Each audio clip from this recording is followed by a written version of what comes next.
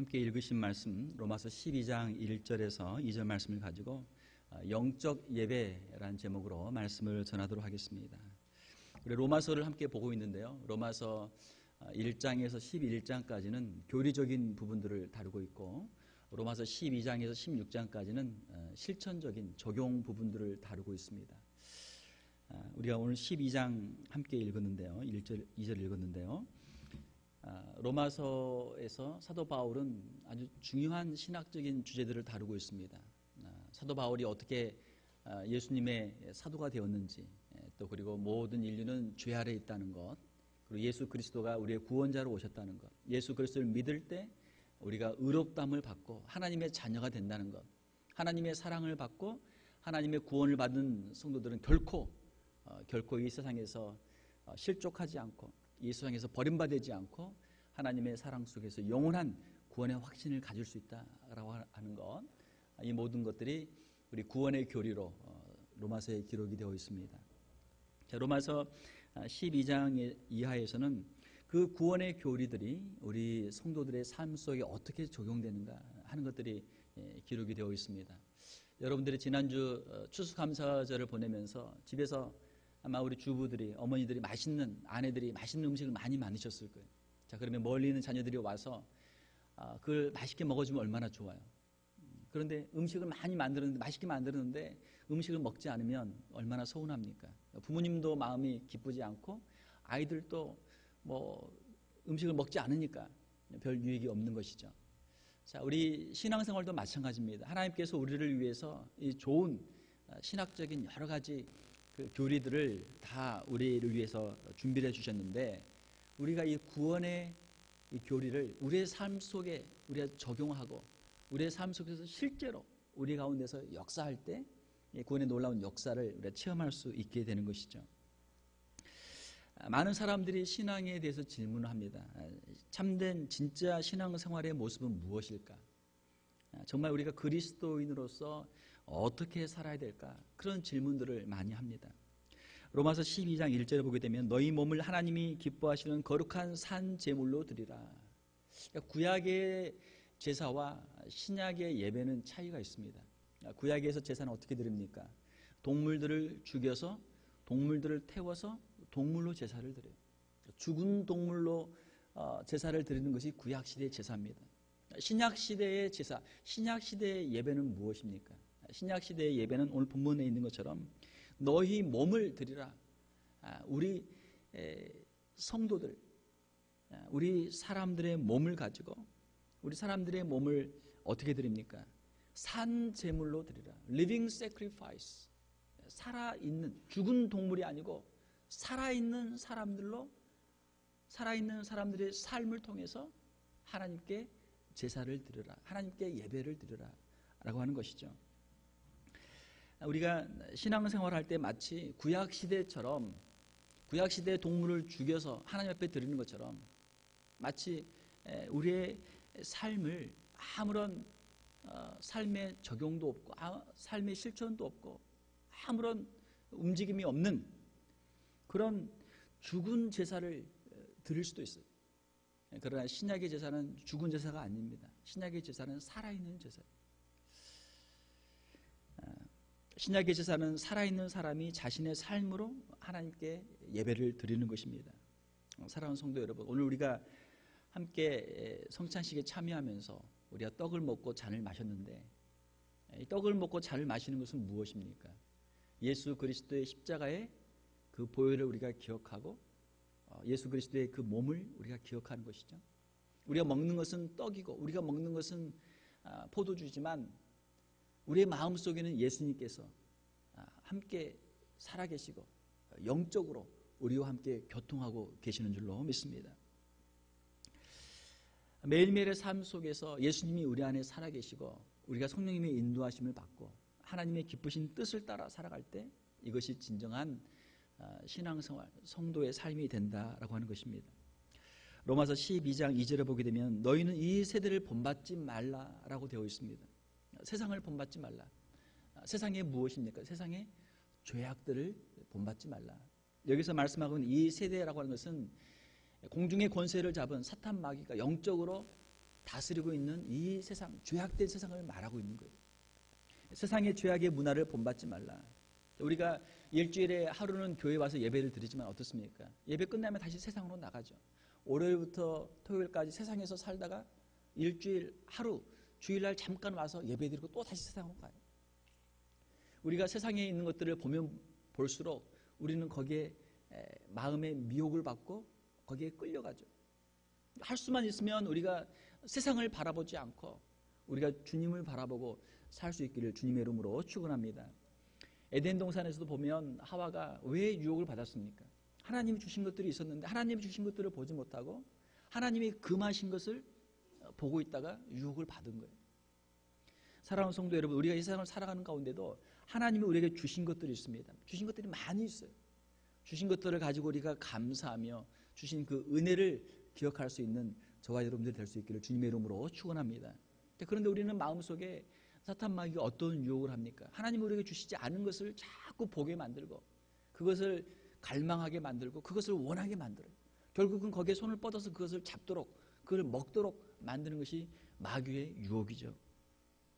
오늘날 세상에도 많은 유혹들이 있습니다. 돈의 유혹들, 또 성적인 유혹들, 또 술이나 마약이나 또 거짓이나 또 서로 미워하는 것, 서로 다투는 것, 사람을 죽이는 것, 우리 마음에 있는 욕심들, 그 세상에서 다 세상에서 주는 유혹들이에요. 우리가 교회에 와서 하나님의 말씀을 대하면 우리가 십계명을 읽으면 어때요? 너무나 분명하죠. 아, 이것은 하나님의 뜻이구나, 이건 하나님의 뜻이 아니구나, 우리가 분별할 수 있단 말이에요. 십계명에 보게 되면 제 6계명부터 보게 되면 살인하지 말라, 아, 사람 죽이면 안 되겠구나. 간음하지 말라, 도둑질하지 말라, 거짓 증거하지 말라, 내 이웃의 소유를 탐내지 말라, 아, 하면 안 되겠구나. 우리가 분명하게 깨달을 수 있지만 우리가 이 교회의 문을 나가서 세상으로 나가게 되면 세상에서는 다 그렇게 하니까 아, 그렇게 해도 별 문제가 없구나, 저렇게 해도 잘 사는구나, 우리가 유혹을 받는단 말이에요. 세상의 죄악 문화를 본받지 말라. 사랑하는 성도 여러분, 우리 안에 유혹들이 있습니다. 우리가 약한 부분들이 있어요. 세상의 유혹들이 우리 안에 들어와 있는 부분들이 있습니다. 그 세상의 모양들, 세상의 죄악들을 우리가 내려놓고 주님 앞에서 우리가 회개하고 우리가 정결한 심령으로 설 수 있기를 주님의 이름으로 축원합니다. 우리의 신앙생활이 어떻게 성숙할 수 있는가? 많이 말씀을 듣지만 많이 들은 말씀을 그냥 귀에 들리는 말씀으로 끝난다면 우리의 신앙생활의 성장을 이룰 수 없죠. 우리가 한마디 말씀을 들어도 그 말씀이 우리의 귀에서, 우리의 손으로, 우리의 발로, 우리의 삶으로 이어질 때 우리의 신앙의 성숙이 이루어지는 줄로 믿습니다. 분명히 오늘 또 주님 앞에 나와서 우리가 말씀을 듣고 기도하는 가운데 하나님께서 우리의 마음에 음성을 주실 거예요. 너 이 죄 버려라. 이거는 내가 기뻐하는 것 아니다. 주님이 말씀하실 거예요. 우리가 하나님 말씀을 읽는 가운데, 기도하는 가운데 하나님께서 우리에게 주시는 그 하나님의 뜻을 발견할 수 있는 저와 여러분들이 될 수 있기를 주님의 이름으로 축원합니다. 하나님께서 원하시는 것, 하나님께서 싫어하시는 것을 우리가 분별해 나갈 때 영적인 성숙을 이룰 수 있는 거예요. 하나님의 말씀을 들어도 마음속에 아무런 감동이 없고 도전이 없고 찔림이 없고 뭐 나는 아무 문제가 없는데, 만약 이렇게 우리 생각한다면 그 신앙생활은 항상 제자리죠. 우리가 말씀을 들을 때 하나라도 우리의 마음속에 우리가 도전하고 우리가 하나라도 고치고 우리가 회개하고 변화될 수 있는 심령들이 될 수 있기를 주님의 이름으로 축원합니다. 세속 문화와 영적인 싸움들이 우리에게 필요합니다. 세상을 바라볼 때 아, 이것은 하나님이 기뻐하시는 것이구나, 이건 아니구나, 이거를 분별할 수 있는 능력이 우리에게 필요한 것이죠. 우리가 일반적으로 좋아한다, 사랑한다 이런 말을 많이 씁니다. 그런데 좋아한다, 사랑한다라고 하는 것을 사람들은 그 어떤 양적인 개념으로 생각을 많이 해요. 좋아하는 것은 조금 좋아하는 것이고 많이 좋아하는 것은 사랑하는 것이다, 이렇게 이제 생각을 하는 것이죠. 자, 그런데 이것을 이제 양적인 개념보다도 질적인 개념으로 한번 생각을 해보면요, 좋아한다라고 하는 것은 내가 주체, 내가 주인이, 내가 이것을 좋아한다, 내가 싫어한다, 그러니까 자기가 마음에 드는 것, 자기가 원하는 것을 좋아한다, 이렇게 이야기하는 것이죠. 사랑이라는 것은 무엇입니까? 이것을 양의 개념이 아니고 질의 개념으로 생각해야 된다면 사랑이라고 하는 것은 내가 더 많이 좋아하는 것이 아니고, 사랑한다는 것은 내가 그 사람, 상대방, 그를 위해서, 그가 좋아하는 것을 위해서, 그를 위해서 내가 희생하고 헌신할 수 있는 것, 이것을 사랑이라고 이름할 수 있는 것이죠. 성경에 나와 있는 사랑이라고 하는 것은 모든 것이 내가 주인이 돼서 내 중심적인 사랑이 아니고, 그를 위해서 내가 희생하고 헌신하고, 그를 위해서 내가 참아주고, 그를 위해서 내가 수고하는 것, 이것이 성경적인 사랑이란 말이에요. 우리가 아이들을 키울 때도 그렇죠. 어머니들이 아이들을 보게 되면 어머니의 그 취향을 알게 돼요. 어린 아이들, 유치부에 있는 어린 아이들을 보게 되면 어머니가 어떤 헤어스타일을 좋아하는지, 어떤 옷을 좋아하는지 알게 된단 말이에요. 왜냐하면 아이들이 그걸 골라 입은 게 아니고 다 부모가 원하는 스타일로 그걸 만들어 놨어요. 내가 어릴 때 이런 옷 입고 싶었는데, 내가 이런 헤어스타일 하고 싶었는데, 그렇게 다 판박이로 만들어 놓는단 말이에요. 그러나 그 아이들이 점점 크면 어떻습니까? 이제 사춘기가 되고 그러면은 더 이상 부모의 인형이나 부모의 그런 장난감이 아니죠. 이제는 하나님이 각자 우리 자녀들에게 주신 개성이 있고 은사가 있고 달란트가 있기 때문에, 꿈이 있기 때문에 그것을 하고 싶어 하는 거예요. 그러면 이제 충돌이 온단 말이에요. 충돌이 와요. 부모는 야, 지금까지는 말을 잘 들었는데 왜 갑자기 네가 이러니? 네가 좀 이상해졌다. 계속 부모가 원하는 대로 아이들을 만들어가기를 원하는 것이죠. 부모가 좋아하는 대로 말이죠. 그리고 그것을 사랑이라고 착각하는 거예요. 내가 너를 사랑하는데 네가 내 사랑을 안 받아줘.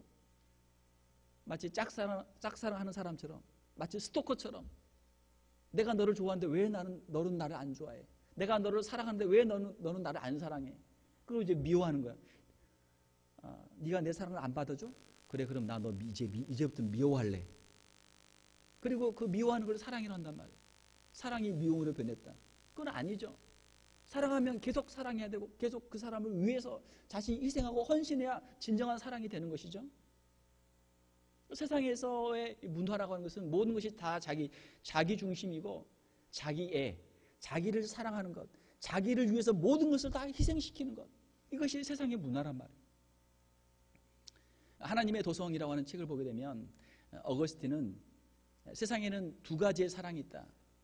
두 가지의 사랑, 자기를 사랑하는 자기 사랑이 있고, 하나님을 사랑하는 하나님의 사랑, 두 가지의 사랑이 있는데, 이 두 가지가 창세 이후로부터 계속해서 이 두 개의 도시가, 두 개의 사랑이 계속해서, 두 개의 문화가 계속 충돌하는데, 마지막에는 하나님의 사랑이 자기 사랑을 이기고 하나님이 승리하게 된다. 그것이 바로 천국이다. 어거스틴은 인류 역사를 기록하면서 그렇게 정리를 했어요. 사랑하는 성도 여러분, 이 세상의 문화, 자기 자신의 욕심을 채우기 위해서 세상 사람들, 다른 사람들에게 아픔을 주고 고통을 주고 만들어가는 것, 이 모든 것 아닙니까? 우리가 자기 자신의 쾌락이나 자기의 욕심이 아니고, 우리가 새로운 마음을 가지고, 예수 그리스도의 마음을 가지고 주님을 따라가며 다른 사람들을 진심으로 사랑하고 그들을 섬길 수 있는 저와 여러분들이 될 수 있기를 주님의 이름으로 축원합니다.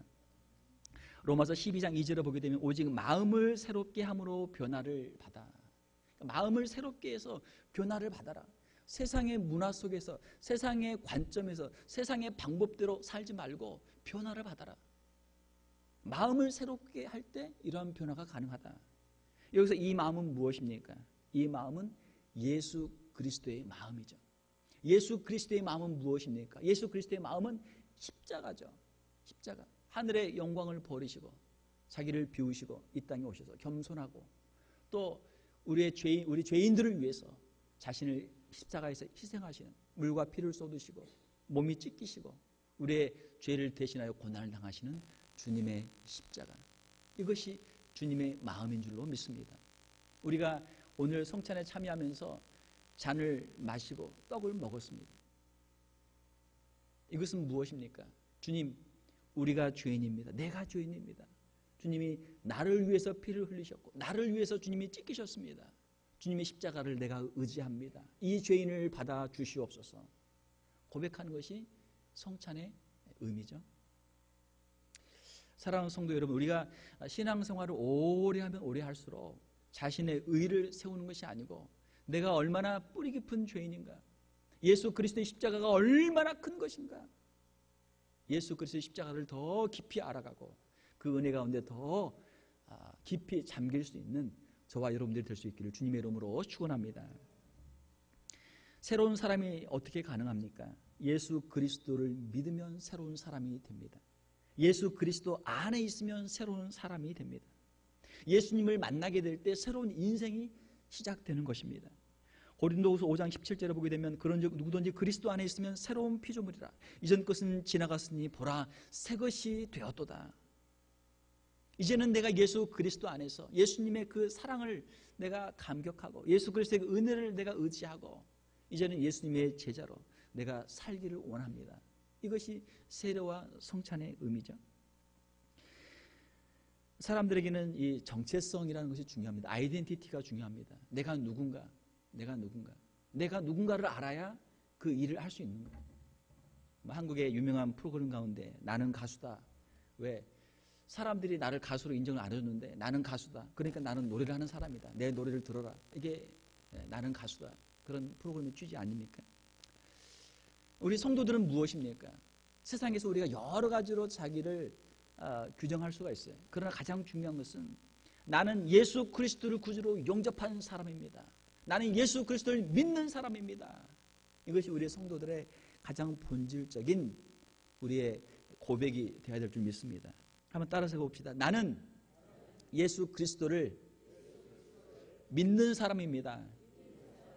할렐루야. 누가 물어봐도 이것을 고백을 해야 돼요. 내가 어떠한 자리에 있든지 이것을 고백을 해야 돼요. 예수 그리스도를 구주로 영접하고 예수 그리스도를 모신 사람들은 항상 이러한 고백을 해야 되는 것이죠. 그리고 그 고백을 지켜야 될 줄 믿습니다. 잠언 4장 23절에 보게 되면 모든 지킬 만한 것 중에 더욱 내 마음을 지키라.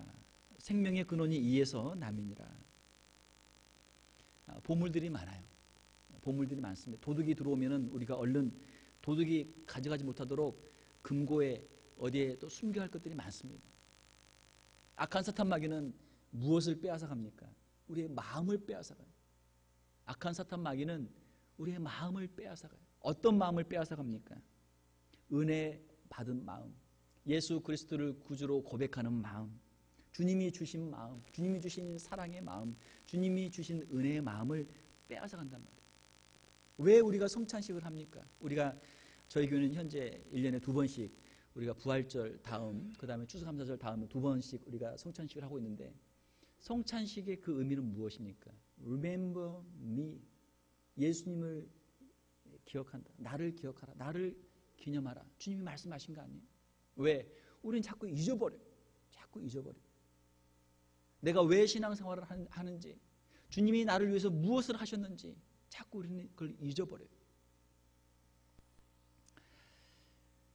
주님이 우리에게 주신 그 은혜, 십자가의 은혜, 예수 그리스도의 그 보혈의 공로, 그걸 우리가 늘 기억하고 간직할 때 우리가 신앙생활에서 승리하게 되는 줄 믿습니다. 예수 그리스도의 십자가의 공로를 기억하게 되면, 내가 하나님 앞에서 죄인인 것을 늘 기억하게 되면 우리의 신앙생활에 넘어질 일이 없어요. 신앙생활을 좀 오래 하다 보면 그걸 다 잊어버린단 말이에요. 나는 죄가 없어. 다른 사람들 보면 죄가 많아. 그러면 자꾸 지적하게 되고 정죄하게 되고 서로 다투게 되고. 왜냐하면 나는 그렇게 보지만 또 다른 사람은 또 나를 그렇게 보거든요. 그게 똑같은 거예요. 내가 하나님 앞에 큰 죄인입니다. 주님이 나 때문에 십자가에서 피를 흘리셨습니다. 그것을 고백하면 다른 사람의 죄에 대해서 우리가 할 말이 없는 거예요. 오직 예수 그리스도의 십자가만 보이고 예수 그리스도의 은혜만 보이고 예수 그리스도 앞에 엎드려 있는 우리의 모습만 바라보게 되는 것이죠.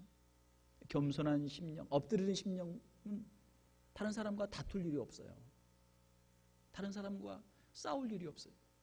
내가 죄인인데, 내가 하나님의 은혜가 필요한 사람인데 누구와 다투겠어요? 모든 지킬 만한 것 중에 더욱 내 마음을 지키라. 예수 그리스도의 마음, 예수 그리스도의 은혜, 예수 그리스도의 십자가를 늘 간직하는 저와 여러분들이 될 수 있기를 주님의 이름으로 축원합니다. 세 번째로 하나님의 뜻을 분별하라. 로마서 12장 2절을 보게 되면 하나님의 선하시고 기뻐하시고 온전하신 뜻이 무엇인지 분별하도록 하라. 자, 하나님의 뜻이 무엇일까? 우리가 세상에 나가 살다 보면 이게 흐려지는 거예요. 우리가 교회에서는 너무나 분명한데 세상에 나가면 흐려져요. 아, 이 정도는 해도 되겠지. 이 정도는 해도 되겠지. 선이 없단 말이에요. 선이. 교회 안에서는 분명한 하나님의 말씀에 선이 있는데 하나님의 말씀을 덮어놓고 세상에 나가면 거기에는 선이 없어요.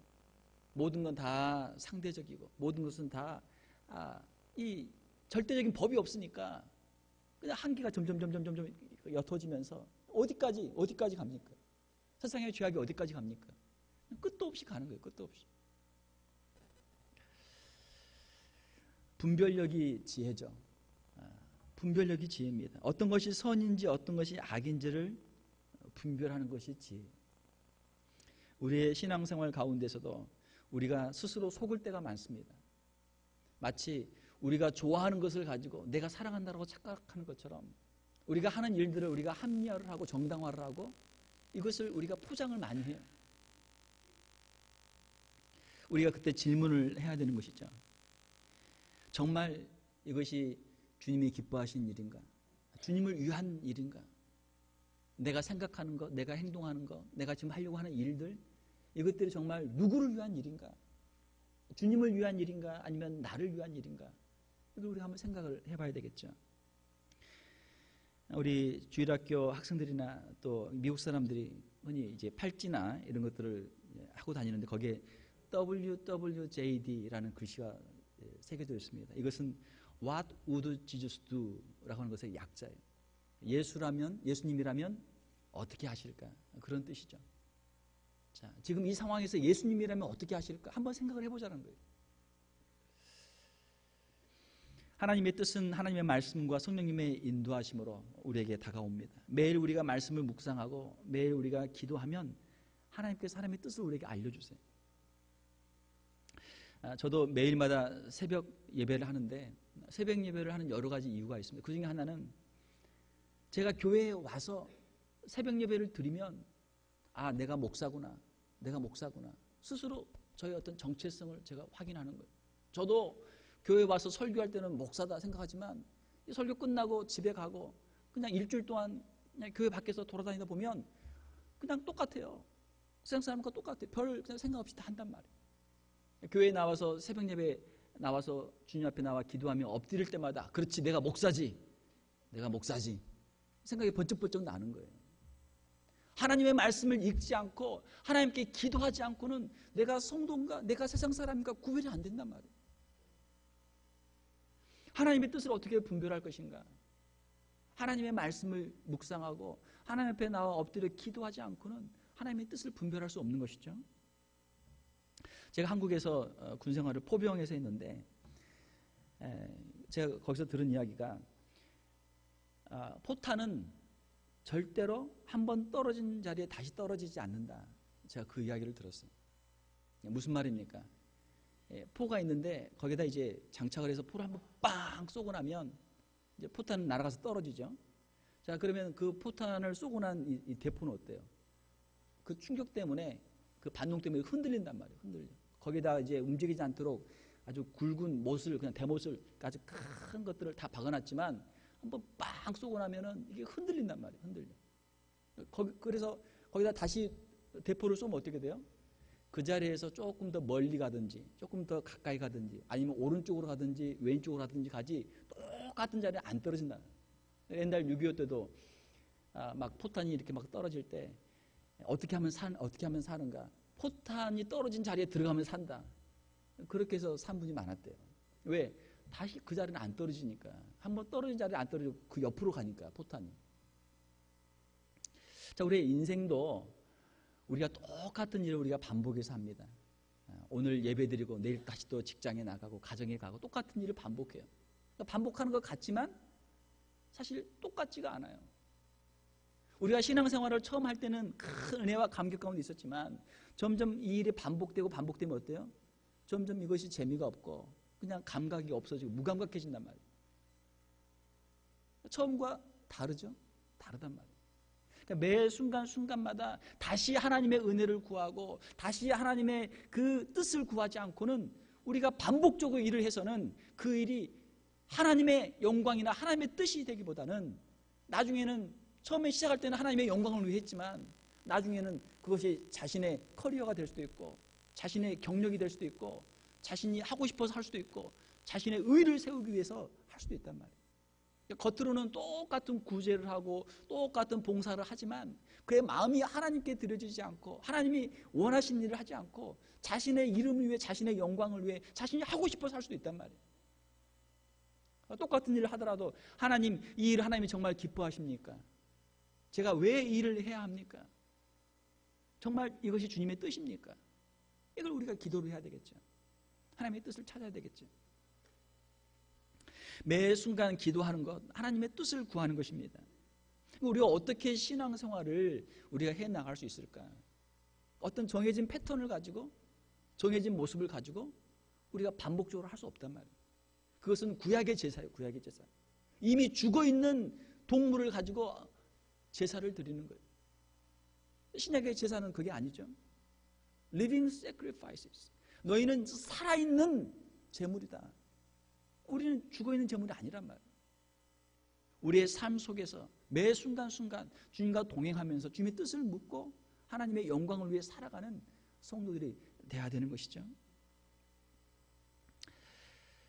사랑하는 성도 여러분, 하나님의 뜻을 구하고 하나님의 뜻에 순종할 때 이것이 축복의 길이 되는 줄 믿습니다. 하나님이 우리에게 보여주시는 길을 우리가 쭉 따라가면 어때요? 그 마지막은 어디입니까? 마지막은 주님이 계시는 천국이죠. 천국이.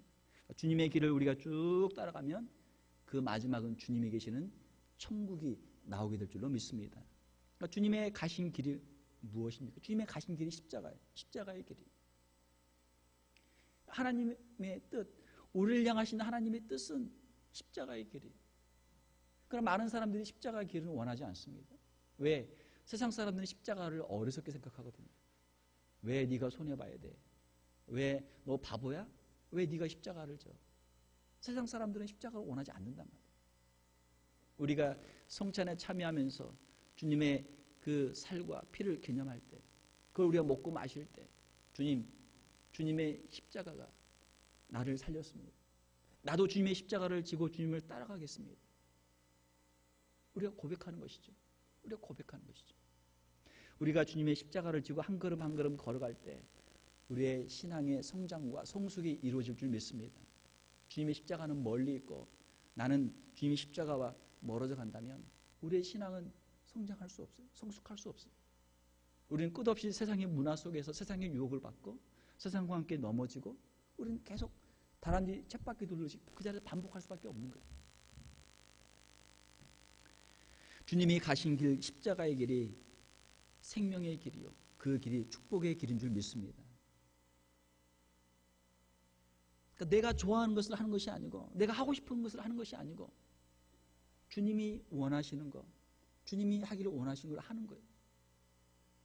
우리의 자녀들에게도, 우리의 가정에서도, 우리 교회에서도, 우리의 모든 인간관계 속에서도 주님, 제가 주님의 뜻을 따라서 주님의 길, 십자가의 길을 제가 가겠습니다. 결단할 때, 그 길을 따라갈 때 주님께서 우리를 통해서 구원의 역사가 이루어지고 하나님의 놀라운 생명의 역사가 이루어지고 놀라운 축복의 역사가 이루어질 줄로 믿습니다. 예수님의 제자들이 많아지면 얼마나 행복한 공동체.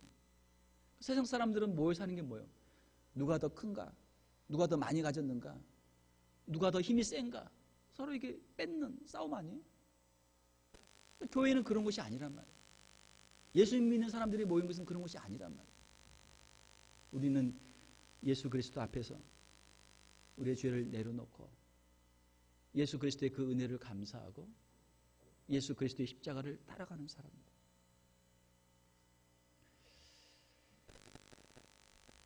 사랑하는 성도 여러분, 우리가 주님을 따라갈 때 세상 사람들이 볼 때는 그 길이 죽는 길처럼 보이지만 그 길이 결코 죽음으로 끝나는 길이 아니고 거기에는 부활이 있고 영원한 천국의 약속이 있는 길인 줄로 믿습니다. 우리가 십자가를 지고 죽을 때 걱정할 필요가 없단 말이에요. 나는 죽지만, 나는 십자가를 지지만 이것을 통해서 하나님의 역사가 이루어질 줄로 믿습니다. 우리가 걱정할 필요가 없습니다. 우리가 오늘 성찬식을 하면서 함께 우리가 잔을 마시고 떡을 먹었는데, 주님, 우리의 삶 속에서도 내가 십자가를 지겠습니다. 내가 십자가를 지겠습니다. 나를 통해서 주님의 역사를 이루어 주시옵소서. 나를 통해서 주님 영광 받아 주시옵소서. 나의 이름, 나의 명예, 나의 계획, 나의 꿈이 아니라 주님의 역사, 주님의 구원, 주님의 축복이 나를 통해서 이루어지기를 원합니다. 우리의 삶을 주님 앞에 드리고 온전한 산 제사로 주님 앞에 쓰임 받을 수 있는 저와 여러분들 다 될 수 있기를 주님의 이름으로 축원합니다.